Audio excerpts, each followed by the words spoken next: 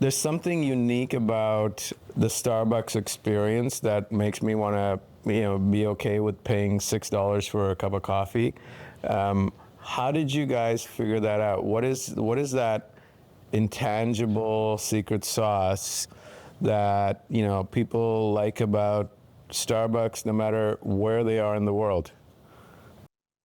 Well, I think when it's being done well, when we're performing well, it's highly personal. It's relationship built.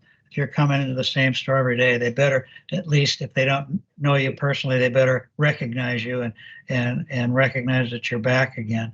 And when we're doing really well, that's what makes it work, is the relationships that we built, primarily with our own people first, and then with those human beings we call customers. But that was the foundation of it. I used to say that our baristas were social workers, and they had 10 seconds to determine where that person was in front of them. Do they just get a traffic ticket and they're mad as hell and they just want a cup of coffee hot, no conversation?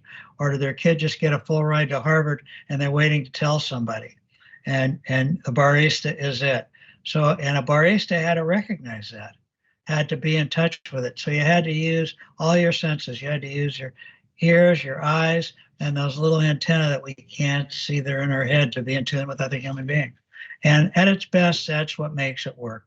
When we don't do that well, and when COVID came, we didn't have the opportunity to do that very well, because we were all masked. We were behind plastic. People weren't sitting in the stores. We'd taken the chairs out because people weren't sitting in the stores, and we kind of lost touch with that. And so now the new CEO is trying to get that back, but you can't manipulate it back. It has to be real. It has to be an authentic relationship. If it's not, it doesn't work.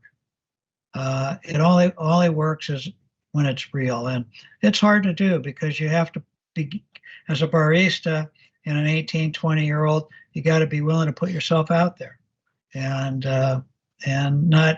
We try to make sure we always have people that are willing to do that, but it doesn't always happen. But and then as the business got bigger and we added mobile ordering, that about killed us, because mobile ordering, we didn't have any break on it, and we didn't realize what was going to happen, that all of a sudden thousands of orders would be coming in. And so you'd go into a store and you might have to wait 15 minutes for a drink. Well, that doesn't work.